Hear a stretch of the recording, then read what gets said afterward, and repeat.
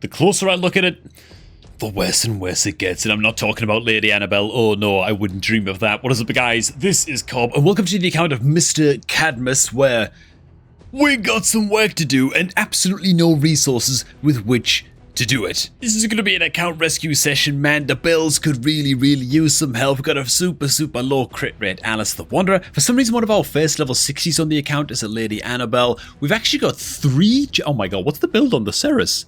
Oh, 121 speed, no accuracy. Oh, okay. And so we've got like three champions at max level that all bring AoE decreased defense. The Ceres, the Deacon, and the Ragash, who, oh god, wait a minute. I'm seeing some spread on skill books as well after just clicking through those. So the Deacon is half booked. The Ceres is full booked. The Morag is half booked. Okay. The Lady Annabelle's eating up a couple bucks. Oh, we're spreading the skill books, boys. It's happening again. It feels like a nightmare that I just can't wake up from, dude. Every other account takeover, there's always a new account, man. Spreading the skill books, dude. It's happened with the Katoon as well. Oh, yo. Okay.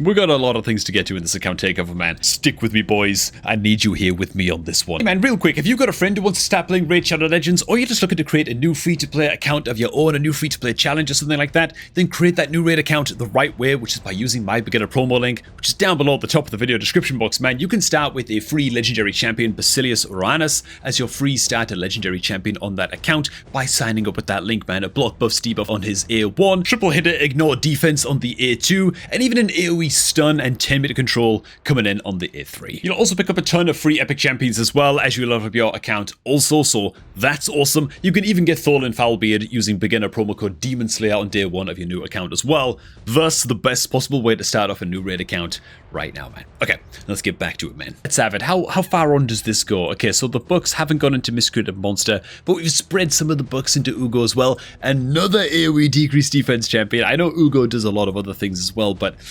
that's too much overlap, man. Okay, so all I'm going to be doing, man, is roasting the hell out of... I'm going to try not to roast. Okay, I'm kidding. What I am going to be doing is just going through the account, pointing out all the little things, man, that we should be tweaking and how we're going to be fixing these things, right? Areas of the game where, needless to say, I would have made some different decisions. I like to think I would anyway, if this was my own account. And touching on what we should be doing differently. First of all, man, the skill book situation. Never want to be spreading skill books like this, man. If you're going to be using a champion up at level 60, right, you take, especially this early on in the game, you've got like 5 or 6 level 60 champions. You better be damn sure that you're getting a lot of use out of these level 60 champions, and therefore get them fully booked, right? Especially if it's cooldown reduction on their skills. Especially if it's a Deacon Armstrong. Best progression epic in the game. Okay, I don't even care, man. Geomancer, get out of here, man. Deacon Armstrong is the man when it comes to 10-meter control, 10-meter boost, extra 10, AoE decreased defense, leech debuff, even brings some healing, speed in all battles. Oh, it doesn't get any better than Deacon. Gotta get these level 60 champions fully booked, right? In order of how much you're going to be using them. And Deacon, I haven't built the teams yet on this account. Deacon, I can tell you already right now, we are going to be using Deacon Armstrong everywhere. What's his build like? Oh, Nelly. TLDR, man, if you're going to spend bucks on a champion, get them fully booked, especially for cooldown reduction, and if it's going to make their key debuffs, like an AoE decreased defense like this, 100% land rate, bro. You gotta get that skill fully booked and get that consistency on that skill and start getting the most out of the best champions on your account, right? Which hopefully those are the champions that you maxed out first. It gets even more important with legendary champions. We've actually half booked the Ragash. The Alice is fully booked. That's good. That's actually good. I wouldn't recommend fully booking the Alice 9 times out of 10 as your first legendary champion to book up, because she's fine without the books. But to be honest, getting her fully booked up, it's a hell of a lot better than having her half cooked. You know what I'm saying? So good, okay, fine, the Alice is full booked. Ragash, it's fine. It's fine. It's going to work out in the long run. It's okay. What about the Udex and the... Oh no. So we stopped booking the Udex halfway through as well.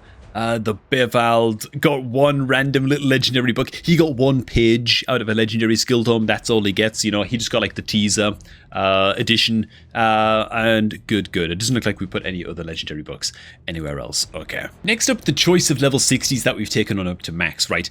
Obviously, taking Alice up to 60, great stuff. She's probably our campaign farmer on this account. I will check in on that in just a second, but yeah, big AoE nuker. This could be your starter champion. It could be your kill. Makes sense, right, to take up just a big AoE damage dealer as your first level 60. Taking the Morag up to level 60 next. I'm actually fine with this as well, even if she's only half bugged. She's just a different type of damage dealer, right? Because she brings like strength and buff, which is a bit defensive. She brings an ally attack skill, useful into Fire Knight, that kind of thing. So I'm actually fine with that as well. What's a little bit nutty is that we then took up Madame Ceres, Deacon, and Ragash, even though they're all kind of doing similar-ish jobs, right? It's like a stun and a decreased defense on the Ragash, it's 10 meter control and a decreased defense on the Deacon, and then it's decreased attack and decreased defense on the Madame Ceres. They're all kind of doing very, very similar jobs, which is a problem, right? You want to diversify your roster and start to like plug holes in your roster as best you can when you're in the early game like this. You don't want to be maxing up multiple champions that kind of do the same job in a team. Like, Deacon is never going to be on the same team as Madame Ceres, is never going to really be on the same team as Ragash, with maybe the exception of Spider, because Ragash brings like an AoE stun and Deacon is great in Spider, so okay, I can maybe see us using them together in like one spot, but beyond that, they're not going to be in the same team everywhere else in the game, pretty much. Maybe Arena as well, actually, for Ragash and Deke. And then we have the Lady Annabelle. Issue with Lady Annabelle is that she's kind of... Okay, so in-game reviews are just a lie. Like, I don't know what's going on with these, man. Lady Annabelle is basically only used in Faction Wars to solo the Dreadhorn Bommel boss in Doom Tower, because that's what her passive is for. It's what she's good at. I don't think Bommel's even in rotation right now. Man, even if Bommel was in rotation, I'm not even sure we'd be able to reach him, unless he's like first boss or something, you know. But the point is, for right now, for just advancing the basic dungeons and helping us out in Demon Lord Clan Boss, which is all we care about doing on a beginner account like this, Lady Annabelle is not doing a whole lot of anything. Oh god, she's in lifesteal gear too. But she doesn't really do any damage, so she's not really healing a whole lot from this lifesteal set. Next up, we've got the Demitha. The Demitha's fine, by the way. The Demitha's totally fine. Hang on, wait a minute. How do we have empowered... How is the Lady Annabelle empowered, the Demitha's empowered, and the Rector's empowered? How is that even possible? Have we been filling out our faction guardians? Do we have... Okay. No. No, dude. Oh. You see what I mean, man? You see what I mean now when I said in the intro of the video, the longer I take a look at this account and the deeper I look at the account, I'm just spotting extra little things here and there. We've done a good job, man, of building out our rare faction guardians for Knights Revenant. That's great, but we had two Rector Drafts. What's the plural of Rector Drafts? Rector Drathai, right? We had a little herd of Rector Drathai kicking around on the account, but instead of filling out the faction guardians, which is what we should have done, because this is like an account-wide boost to all of our epic Knights Revenant champions on the account, very, very good and very, very high priority to get done, we went ahead and we empowered the Rector Drath instead. Ooh. And I'm guessing it's the same thing with the Lady Annabelle as well. Yeah, we could have slammed some faction guardians in here. It could have been two Lady Annabelles giving just stat-wide bonuses. Yeah, fill out your faction guardians first. That's how you want to be using your champion copies in this game. Anytime you get a champion copy, rare champions, nice and easy to fill out your faction guardians. Epic champions is going to take you a while longer. Legendaries, I mean, call me back in a decade, right? But you definitely want to be using your champion copies as faction guardians first before consuming copies of a champion to empower your champions. As for the Demitha, as I was saying, I forgot what I was saying, to be honest. The Demitha up next is a fine champion to take up to level 60 next. She takes a lot of bucks, which is a little bit of an issue. She brings a decent amount of healing as well, some increases the duration of ally buffs. Okay, cool. Bit of healing on the A3.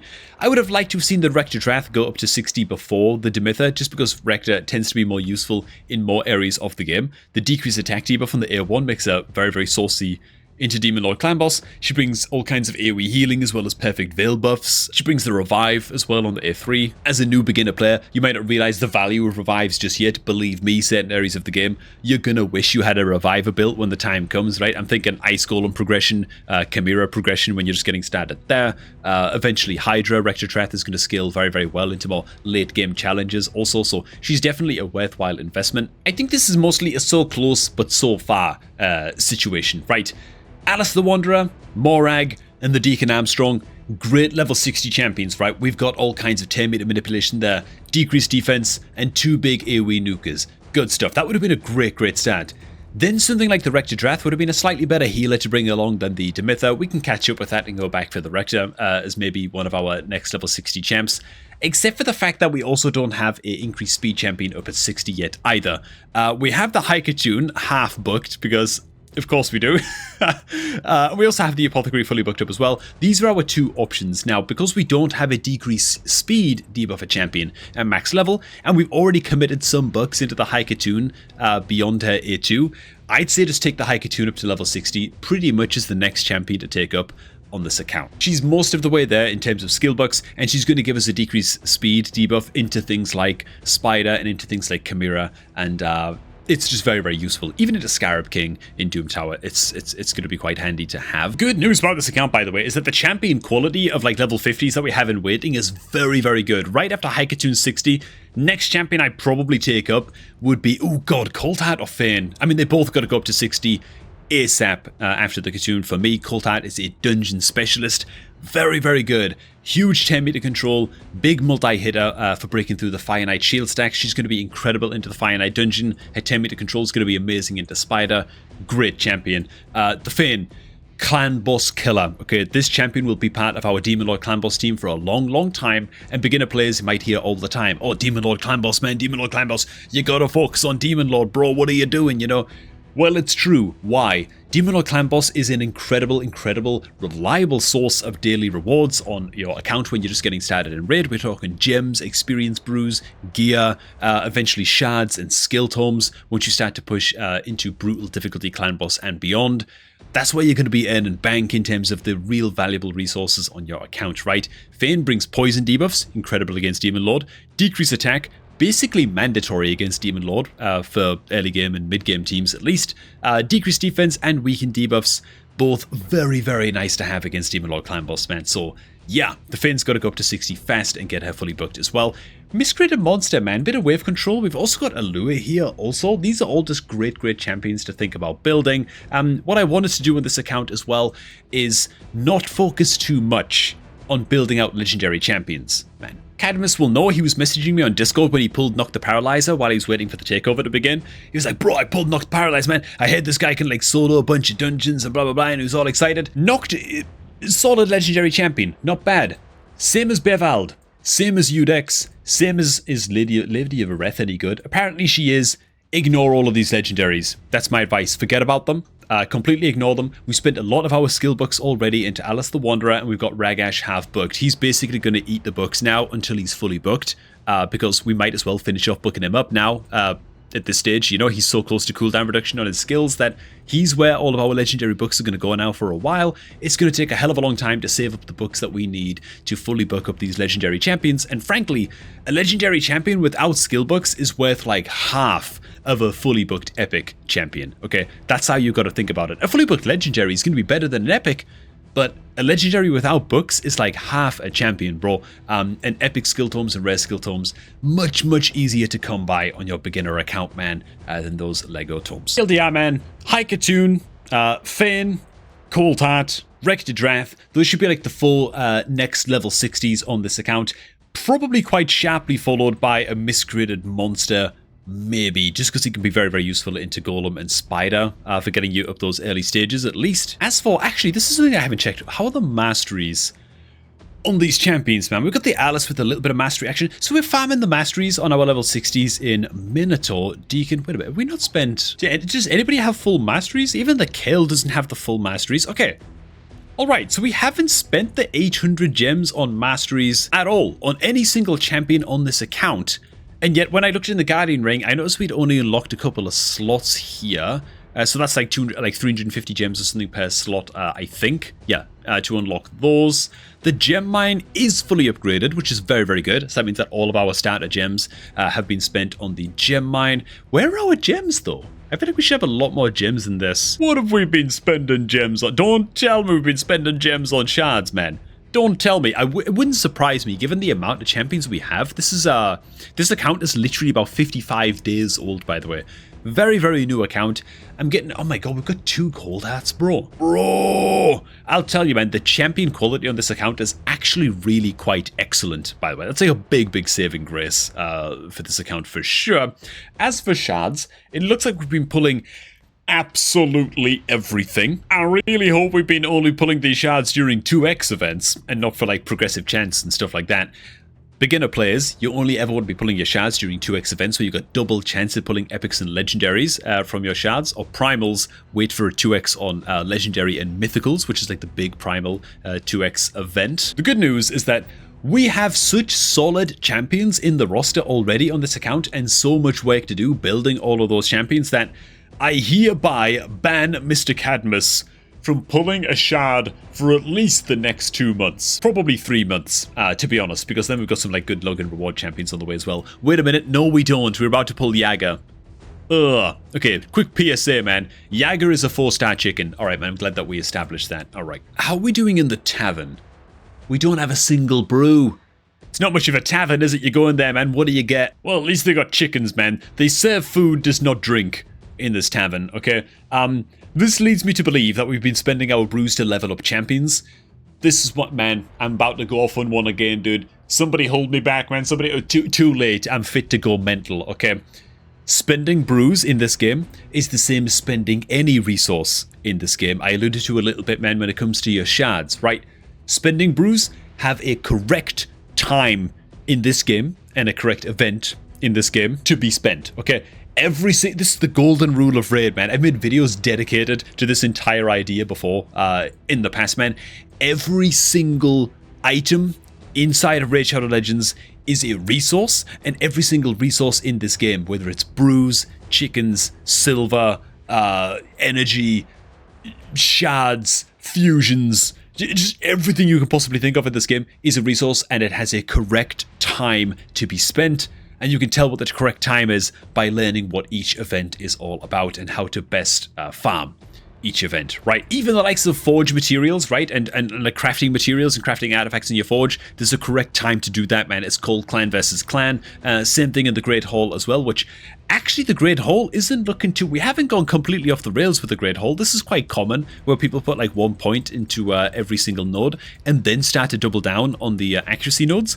Looks like we're doing that, man. Well done, Cadmus. That's good stuff. This is exactly what we're looking to do in the Great Hall. I'd recommend taking these 3 accuracy nodes right here. Accuracy is a useful stat on like 90% of champions inside of Raid. That's why we focus on accuracy in the Great Hall, so we get the most bang for our buck for spending our classic arena medals during CVC, because you get free CVC points if you do this during a clan versus clan. Save all your medals until the CVC starts.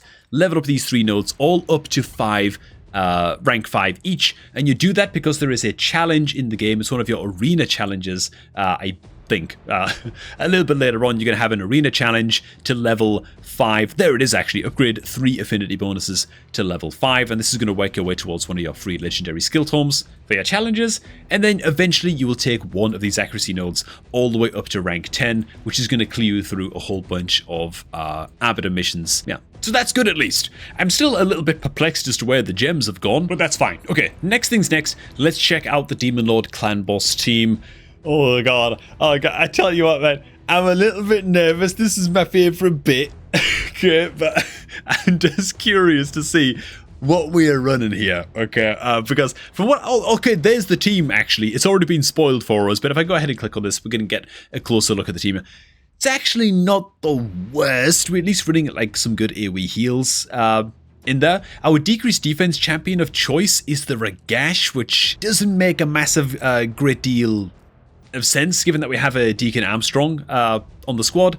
If I was to build a Demon Lord Clan Boss team on this account, it would look a little bit more something like this. Behold, this team right here, I'm pretty sure, I don't want to overestimate this team. I don't want to say it's going to be able to like 1 key brutal or something like that. We've got to remember that the Alice on this account doesn't have any red stars, right? She's not awakened, and so she's just lacking a whole bunch of damage from that for obvious reasons. With better gear, and it's going to take a lot of work to farm up the gear. We haven't even touched on the gear yet on the account, but with better gear and with full masteries on all of these champions, right? All kinds of War Master masteries and stuff like that, we could maybe be looking at 1 keying brutal with a team like this, which would be a big step up from where we are right now. Maybe we'll need to replace the Alice with something a little bit more useful, like an HP burn champion or a poison activator champion or something like that in order to achieve that. But yeah, this is the Demon Lord team that I would run on this account. Now, a quick word on the gear on this account. Okay, so the idea when you're first getting started in Raid, you want to build your first few level 60s, you want to get to a place in your account where you're farming at least like pushing towards, stage 13 to 16 in the dungeons, so you can start thinking about farming dungeon tournaments. In fact, right now there's actually a dragon tournament going on at this very point in time. Dragon is usually one of the easier dungeons to farm at stage 16, and start farming these early game tournaments, man. Start farming all of these free rewards here, all the personal rewards up the side, the epic skill tome. Go all the way and be picking up the epic skill tomes when you can from events like this. It's totally worth it. There's also like an increased drop rate on speed artifact gear, which is just a very, very good artifact set that's going to be useful for a long, long time. And most importantly, you're going to start to collect a good artifact collection of artifact pieces. Ugh, God, I just had a peppery steak, man. It's repeating on me and tingling in my throat, dude. Oh, God.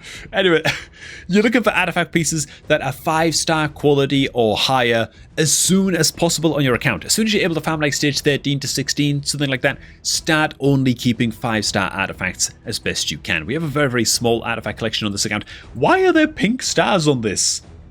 To be fair, it did pink roll into attack. So, and the stats on it actually aren't terrible. At least it's got some crit rate and speed there. But basically, any set of boots on your account needs to be 5 stars and speed as the main stat. Okay, that's what we're looking for here. Let me just check how many we actually have. Oh, good lord. What if I include equipped gear as well? Oh god, there's only... Okay, so yeah, this is a problem. This is a problem, right? I know I'm laughing about it because it's funny, okay? But at the same time, this is a problem, man. We gotta fix this, right? You want as many... It doesn't even matter what the substats are, right? Let me check the stats on some of these. For example, like these shield boots, none of these stats make any sense at all, okay? On a shield artifact set, we don't give a damn, okay? They have speed as the main stat, and their boots, and their 5 stars. That's all we care about, okay? We're desperate for speed on this account. Speed is the best stat in the game. Your support and debuffer champions need to be running fast as hell. Even like on a 2-month-old account like this, you gotta be aiming to have champions built, like your support champions and your speedy champions like Deacon Armstrong and like Haikatoon. Get those guys built like 200 speed if you can, and try and like increase it incrementally from there as you improve gear quality on your account. As for chest plates and gloves, which I'm not laughing at I'm laughing a little bit at the stats on these pieces. The accuracy on the chest plate is actually fine. The flat attack on the gloves, oh god. Okay, we've got to be looking for percentage stats on all of our gloves and chest pieces, man.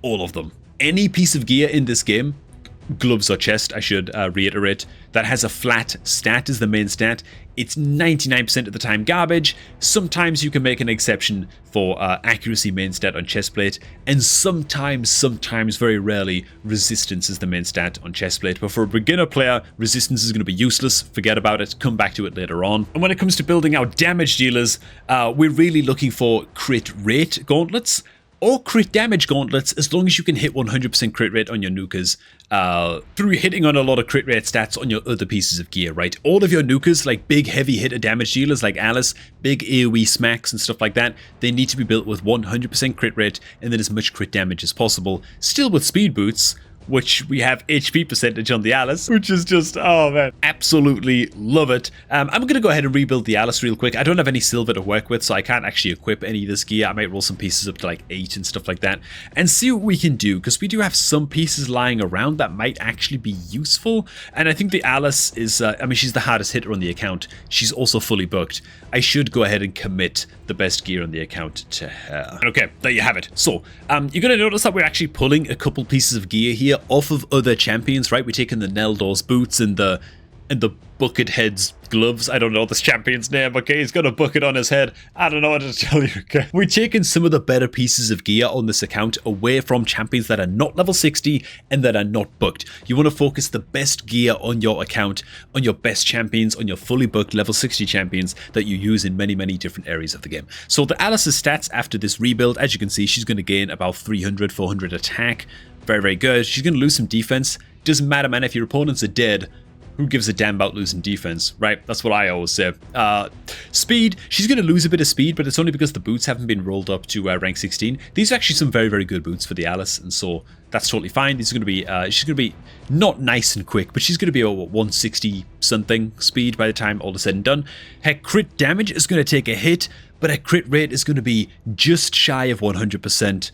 almost perfect, right? This is what we're looking for, man. We can build on the crit damage later. Right now, we just got to get her up to 100% crit rate. I am not going to equip this gear set just yet. It is, however, going to be saved in the preset manager for Mr. Cadmus to equip at a later date once he's got the silver to do so. Another champion I'm also going to rebuild. I'm just going to set builds up on the two most important champions on the entire account. That is Deacon and it is Alice, right? Alice is, Alice is the nail, Deacon's the hammer, okay? He is the force which drives our teams. He's running way too slow right now. He's going to be running fast as hell. He also needs more accuracy as well. You need 10 accuracy per dungeon stage that you're clearing. So if you're clearing like stage 10 dungeons, you already need about 90 to 100 accuracy on your champions to be landing debuffs, right? Without accuracy, you're not going to be landing this decreased defense. You're not going to be placing the leech, and you're going to be failing to decrease enemy 10 meter. Any effect that you do to enemies that is not damage requires accuracy in order to land that effect, right? So let's go ahead and rebuild the Deacon also. Let me just see what he's got. Oh god, it has to be 69 attack on the boots as well, dude. Oh my god, dude. We've got some crit damage on the gauntlets, which we have no crit rate on the Deacon, so the crit damage isn't really doing a whole lot. And then, oh god, okay, let's just go ahead and rebuild. Okay, well, I'd slam some artifacts onto the Deacon, but we don't actually have a single Sacred Order ring, amulet, or banner, which is understandable. I don't think we're even clearing Spider Stage like 9 consistently yet on this account. So I'm going to go ahead and I'm going to pull these gloves off of the, what's he called again? Regash? Did I just make that up? I don't know. It's been a long day of account takeovers, okay? I've been at this for like 9 hours across multiple accounts, so...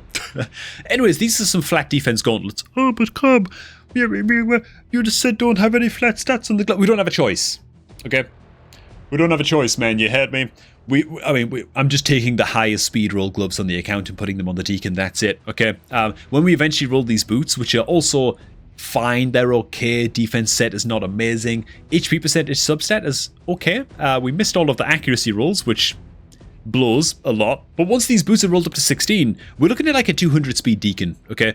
This is a massively improved build on the Deacon Armstrong. We get full books on this guy. I'm pretty sure Alice and Deacon are going to result in us climbing like multiple stages in basically every single dungeon instantly, okay? Once these builds are actually like fully rolled up in like 16 and the Deacon's fully booked. So I've also gone ahead and saved that as well. But yeah, okay.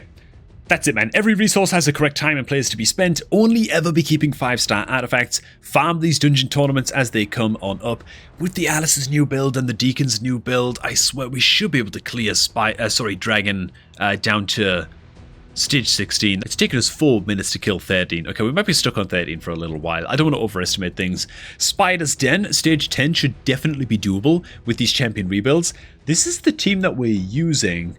I'm not sure what the Madame Ceres, the Demitha, the Ugo... Ooh. Okay, so I'm going to go ahead and plan out some teams for every dungeon here. We also have Cold Heart and Allure on this account. Fire Knight is actually already solved. Like, those champions are that good. We are running the Allure in the team. The Deacon's here as well. Team's actually not bad, to be fair. It could be better. It could be improved. But yeah, that's actually not too bad. And alright, man, there's the Demon Lord Clan Boss team saved. And here are all of the dungeon teams. Starting off with Ice Golem, where you just want to prioritize survival. This is what we could think about leveling the Miscreated Monster for, specifically for use in the likes of Ice Golem and potentially in Spider as well, but we'll get to that when we get to it. Basically, in Ice Golem, you just gotta outlive the boss in the super early game. There's no finesse to it. You can bring some poisons to the fight and some HP burns to the fight if you want. But the likes of the Miscreated Monsters, shielding and his ally protection skill, and his heals as well. He actually heals up himself, right? Okay, yeah, he does. He heals up himself, ally protection, and big old stuns against waves of enemies, which is lovely against the ads in Ice Golem as well. Places a big old shield buff on all allies too. Miscreated Monster is going to help us survive in Ice Golem quite handily, I would say.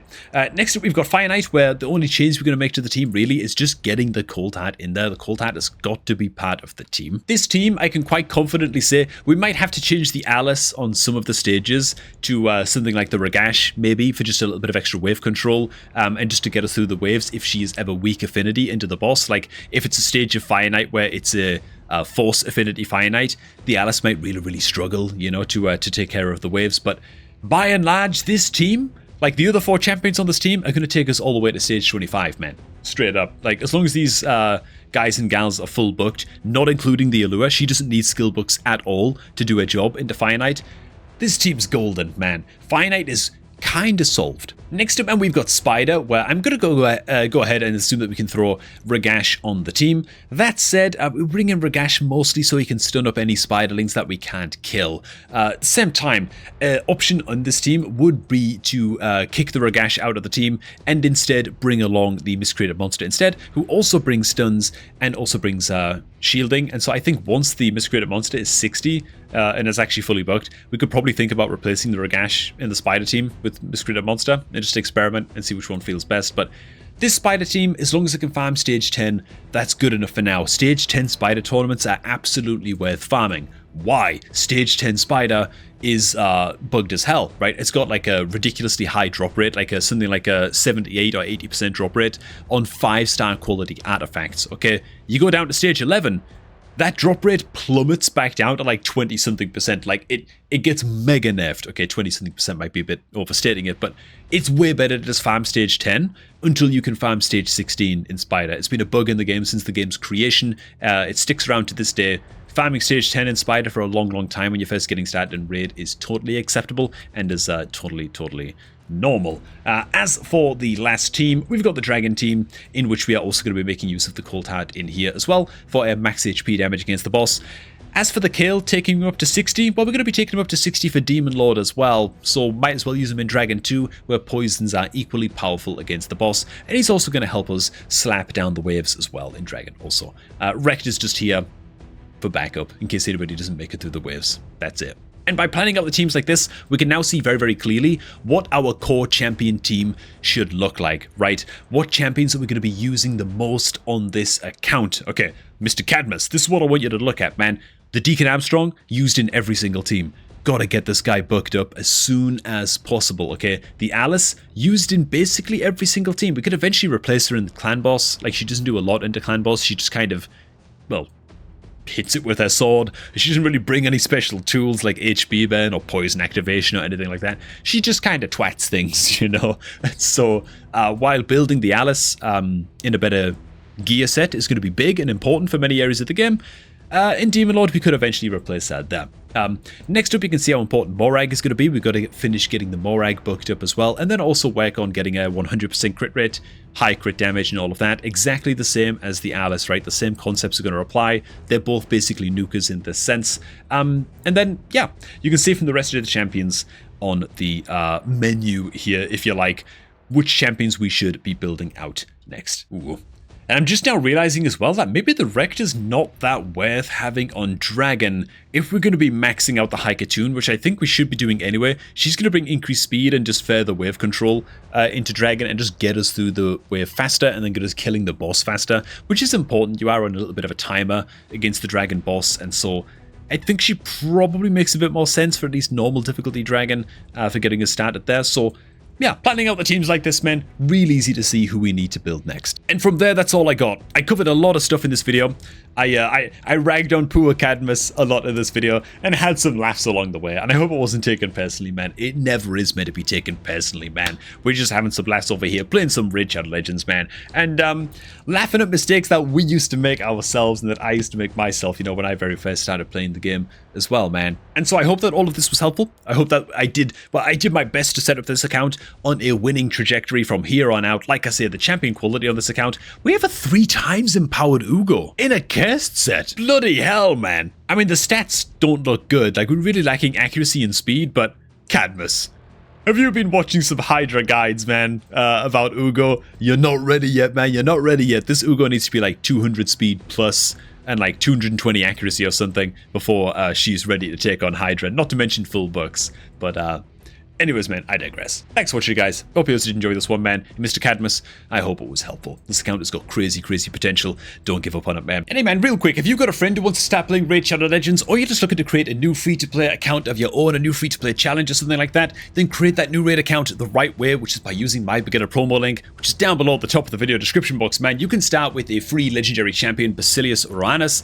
as your free starter legendary champion on that account by signing up with that link, man. A block buff, debuff on his A1, triple triple hitter, ignore defense on the A2, and even an AoE stun and 10 meter control coming in on the A3. You'll also pick up a ton of free epic champions as well as you level up your account also, so that's awesome. You can even get Thorlin Foulbeard using beginner promo code Demon Slayer on day 1 of your new account as well. Thus, the best possible way to start off a new raid account right now, man.